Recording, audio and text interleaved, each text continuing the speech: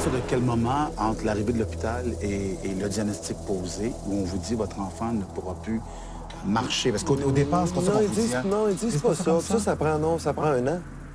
Est-ce que tu t'es mis à poser plein de questions sur ton état? Ben oui, parce qu'il y a un mois que je savais pas qu'est-ce qui s'était comme passé. As-tu paniqué? Ben oui, c'est sûr. Parce qu'au début, tu sais pas, tu te demandes, tu sais. Tu sais pas vraiment ce qui se passe, là. Tu vois d'autres jeunes ici sont en train de s'entraîner. As-tu l'impression que ça les sauve de la rue?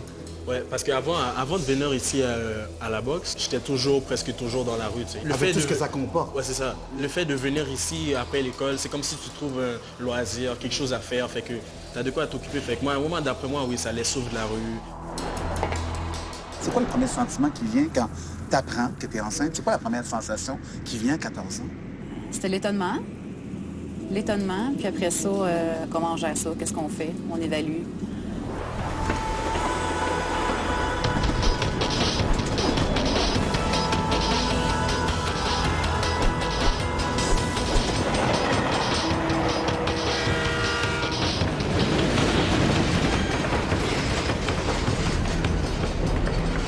Le 6 septembre 2009, le jeune Olivier Gingras, 13 ans, subissait un grave accident des suites d'un plongeon dans un lac, sous les yeux de son jeune frère Mathieu, alors âgé de 11 ans. Les vertèbres C3 et C4 s'étant fracturées sous impact, ont causé une tétraplégie. Il a dû passer plusieurs mois aux soins intensifs de l'hôpital Sainte-Justine. En 2 ans et demi d'hospitalisation, Olivier n'a jamais été seul, grâce au soutien de sa mère Caroline Morin et de son père Jacques Gingras. Olivier, est-ce que tu as des souvenirs, toi, précis de ce qui est arrivé en septembre 2009 quand tu étais au Oui, je chalet? me souviens de tout. Il n'y a pas une seconde qui te Ben, manque? quelques petits bouts, oui, au début, là. OK. Mais la plupart, je m'en souviens.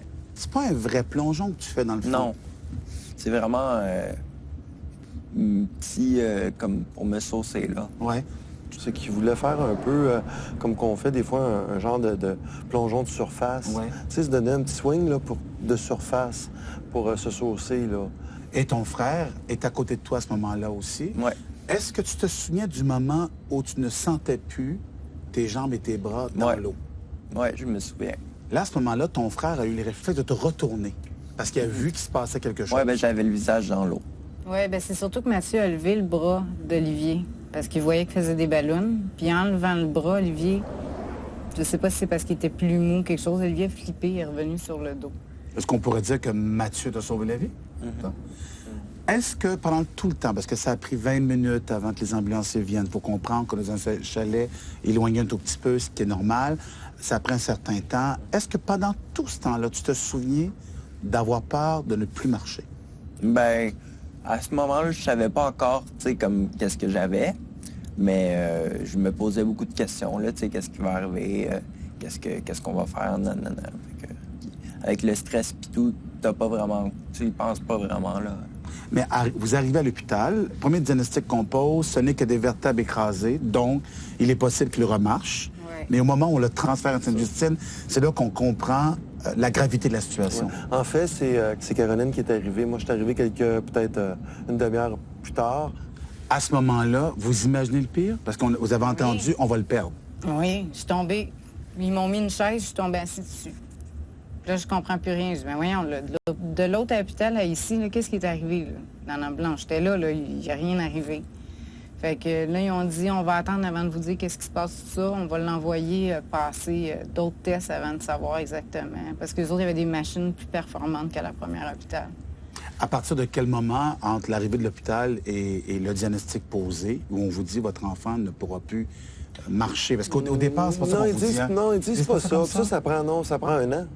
Oh, quand même. Oui, non. Mais qu'est-ce qu'on vous dit entre ce moment-là puis l'année, par exemple? Bien, dans le fond, qu'est-ce qui arrive, c'est que le neurologue se présente puis il nous dit écoutez, votre fils est victime d'une fracture dans le fond de la colonne vertébrale au niveau cervical.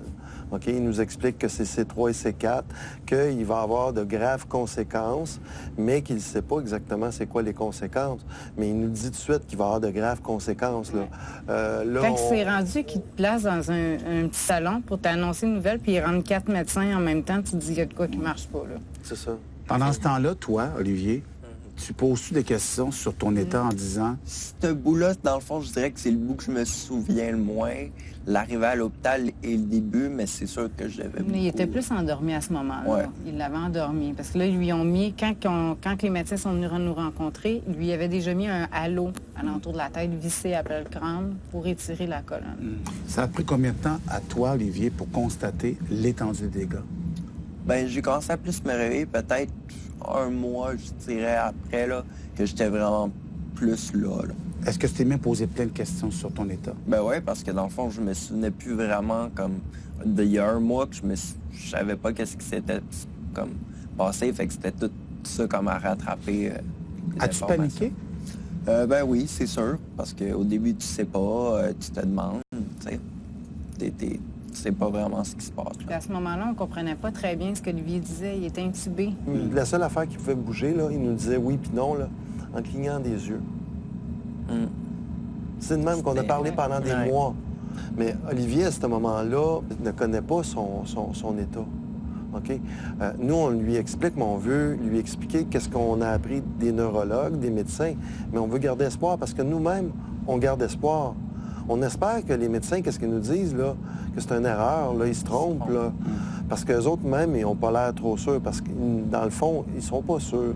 C'est quoi la première chose que tu avais tant envie de dire ou de crier au moment où ça t'avait donné l'opportunité de le crier ou de le dire? T'aurais dit quoi en premier? Ben, ça, j'étais beaucoup fâché au début, tu sais, parce que... Envers la vie? Ouais, pas mal, parce que, tu sais, tu sais pas ce qui se passe, puis là, tout d'un coup, t'apprends, tu bouges plus, t'es rendu dans un lit, puis t'as plein de tubes partout, tu sais, t'es pas content, là. Y a-tu un moment où t'as dit, là, moi, j'abdique? Ben, il y a des moments, c'est sûr, que j'ai été plus découragé que d'autres, mais je dirais que la plupart du temps, j'étais quand même, je gardais courage puis tout. Mais oui, il y a eu quelques moments là, plus décourageants. On a d'autres. descendu très bas. Ouais. C'est dur d'avoir de la colère, mais de ne pas savoir vers quoi l'envoyer. On est fâché contre la vie, contre pourquoi ça arrive à notre famille. On n'est pas une mauvaise famille. Tu t'es Que posé des le même fois- genre de questions? Ouais. Mais c'est ça. Puis je dirais, moi, que c'est pas un choix. C'est pas dans le sens que on a été choisi ou pas choisi, là. C'est simplement que c'est arrivé, puis on n'a un pas le choix de accident. faire face avec. C'est un accident. Ce qui est fascinant, c'est qu'on avait dit que peut-être qu'il va passer sa vie sur respirateur artificiel. Ouais. Et aujourd'hui, tu bouges même les mains En un fait, peu. c'était même pas peut-être. Eux, ils disaient que j'allais passer, dans le fond, la vie. Là, tu bouges tes mains. Ouais, un petit peu. Tu bouges tes mains un petit peu. Ouais. Alors qu'on t'avait pas dit ça du tout. Non. Est-ce que tu dis des fois, je suis sûr que je vais remarcher? Est-ce que ça va jusque-là? Pas sûr de remarcher, ça, non, pas nécessairement, parce que ça fait longtemps que j'ai eu mon accident. Tu sais, bon, peut-être avec les technologies, à un moment donné, plus tard, si on le sait pas. Mais comme il n'y a pas rien que je pousse dans les jambes, c'est plus compliqué, là. Tu sais que ton père et ta mère, quand ils m'ont parlé de toi avant qu'on se voit, ils m'ont dit, il est plus fort que nous. Ça veut dire, il est tellement fort, mon fils, que ça nous oblige, nous, à être forts et à ne pas lâcher. C'est bien ça que j'ai entendu, Oui. me semble, exactement. au moment où on s'est parlé. Est-ce que vous parlez du sujet ensemble régulièrement ou sous une barre? Ben, Ouais. ouais, on en parle. Oui, de temps en je- temps. Oh, ouais, oui, on on fait en même parle, des blagues là-dessus. Ah ouais? Ben, On peut en rire? Ben, oui, il ben, on faut n'a pas le à un choix. moment donné. Tu sais, quelque part, on parle d'être heureux aussi là-dedans, hein, je veux dire, de retrouver une vie. Là. Puis un peu comme Olivier va nous dire, dans le fond, puis c'est un peu lui qui nous a démontré ça par sa force, c'est que, bon, qu'est-ce que je peux plus faire? Bon, un paquet d'affaires. Mais qu'est-ce que je peux faire? Puis c'est la journée qu'il a commencé à regarder qu'est-ce que je peux faire. Parce que, dans le fond, si tu feignes penser à qu'est-ce que tu ne peux plus faire, c'est triste, là. Ouais. Tu deviens dépressif à un certain moment donné. Que, à quelque part, je pense que c'est ça que C'est ce qu'Olivier a fait. côté-là, faut voir. Il a fait un changement. Qu'est-ce qui était le plus difficile? Plus difficile. Est-ce que ça serait au début quand tu ne pouvais pas manger? Tu Pas rêvais parler. de la bouffe?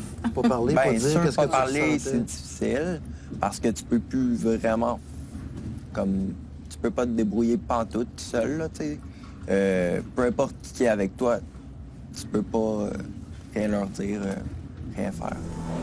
Après la pause, La première fois que tu te vois debout sur une photo, est-ce que c'est un choc?